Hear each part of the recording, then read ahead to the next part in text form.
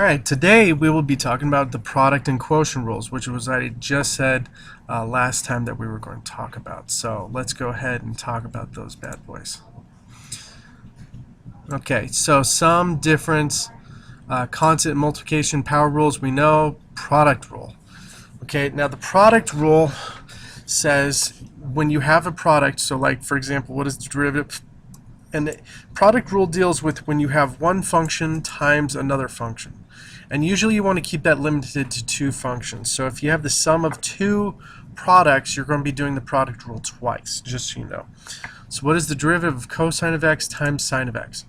So the derivative is going to be, we're going to take the original function, leave it as is, and then times it by the derivative of the second function, plus the derivative of the first function times the second function. It's as simple as that. Okay, in our case, f is going to be cosine, g is going to be sine. Okay, and we also know that the derivative of cosine is going to be negative sine, and the derivative of sine is going to be cosine. Okay, so therefore the derivative of cosine of x times sine of x is going to be cosine of x, which is the first function, times the derivative of the second function, which is cosine of x, plus the derivative of the first function, which is negative sine, which makes sense why this changed to minus, times sine of x, which is the second function non-derivatized. Okay, so it turns into cosine squared of x minus sine squared of x. Okay? Alright, so that's the product rule right there. Now the quotient rule has its own little tricks to it. So you just have to be careful with the quotient rule. Okay? Get this lined up so we can actually see it. Let's get some actual quotient rules in here. Okay, so we'll go back to Brown for this one. So once again, this is Brown College, their explanation of all the stuff. Okay, now the quotient rule. The quotient rule looks complicated right now, but it's just basically, it's the product rule on top with a minus sign divided by the square of the second function on the bottom. Okay, so for example, find the derivative of x squared plus 3x minus 2 tangent of x divided by the square of x, or the square root. So the top function is going to be f of x, the bottom function is going to be g of x. Okay, so we go through our solution. So this is going to take a little bit of time. So first one, okay, is the first function is up here, so we leave it alone, times the derivative of x, or square root of x. Well, no, we don't leave it alone. I'm sorry, it's the reverse of what the product rule is. You take the derivative of the first function, which this x squared plus 3x minus 2 tangent x is going to turn into 2x plus 3 minus 2 secant squared x. Okay, times the second function, which is the square root of x. Don't distribute yet. Do not distribute. Sometimes it makes your job more complicated than it should. Okay, then on the second part, it's going to be the first function times the derivative of the second, and we're going to subtract it. So the first part, we leave this alone. Okay, so it leaves as x squared plus 3x minus 2 tangent of x times the derivative of square root of x, which turns into 1/2 times x minus 1 to the 1/2. And then we square the bottom function to get x. Okay? Alright, so we just work with this, okay? Now if you notice, these are both square roots. It's a little bit complicated, okay? But we have the 2 up here. Alright, so this is going to be quite interesting how this is going to work. Okay?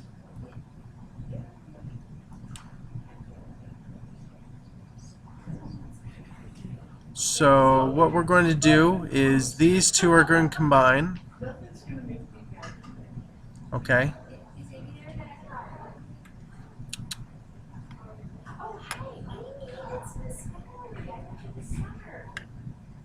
Okay. So this one's going to be tricky. If you notice, we got a whole bunch of square roots up here and we got an x down here.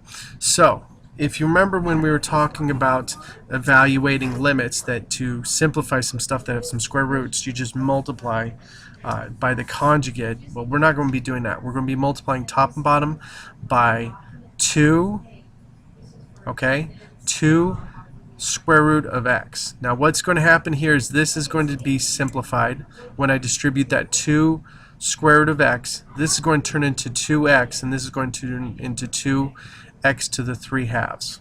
Okay. Now that I have that all taken care of, I can distribute the 2 here, and you want to distribute the 2 without the square root. You just don't want the square root in there. And I get 4x squared plus 6x minus 4x secant squared x, okay, minus x squared plus 3x minus 2 tangent of x. And then all you have to do is just combine like terms on top. So on the top, I'm going to go 4x squared minus the x squared to get 3x squared.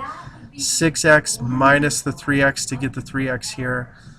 There is no secant squared x, nor is there any tangent squared x over here, so we just put everything together and there is my actual derivative. Okay, so long story short, as long as you remember that the quotient rule and the product rule are pretty closely related. Let me scroll down a little bit so you can see both on the same screen. The product rule is the first function times the derivative of the second plus the second function times the derivative of the first. And then the quotient rule is going to be the derivative of the first function times the second function minus the first function times the derivative of the second divided by the second function squared. And if you just work on that pretty easily, it should work out. So if we go back to our room and try out this problem, we should be able to get it. Okay, so what is the derivative d dx of, let's make it a little bit simple because that was a pretty complicated quotient. So let's make it 4x squared minus 5x cubed. Okay, so we have this one right here over, let's say it was no, not cosine. Let's say 3x to the third. Okay?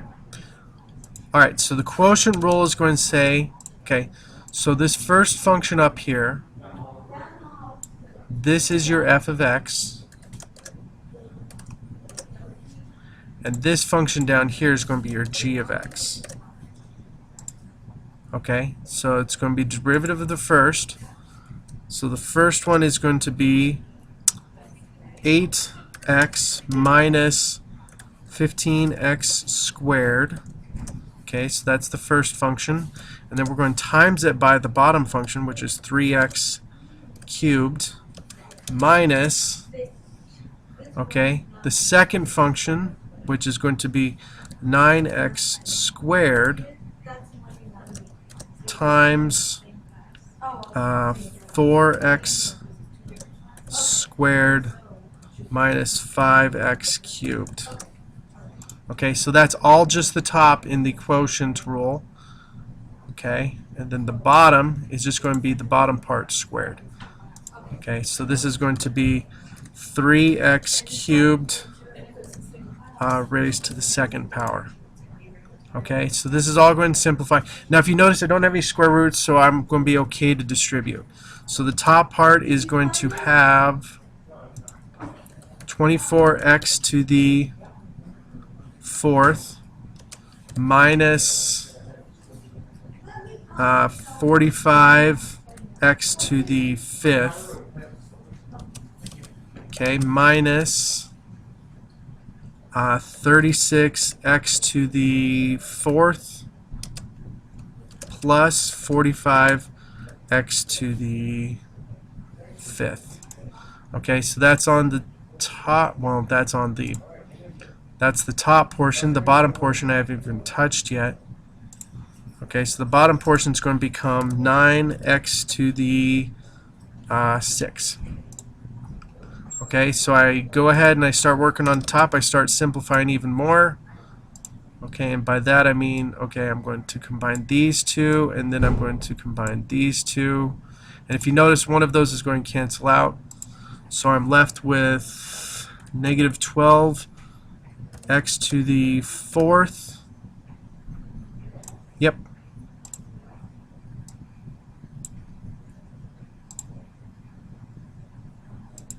Over 9x to the 6.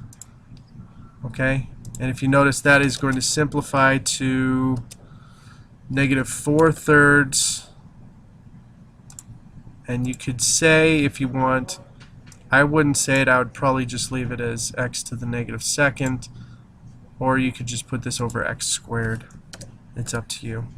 But the x squared is going to be on the bottom in the end. Okay. Which you could rewrite as or -4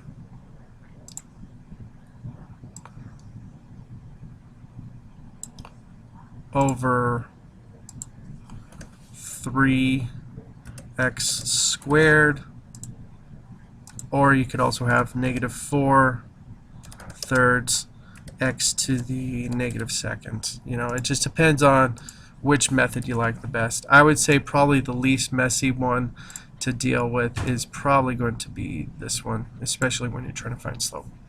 Alright, you guys, that is pretty much it for product and quotient rules, and we practice quotient rule just to see a simpler problem. Okay, but guys, good luck. Thanks.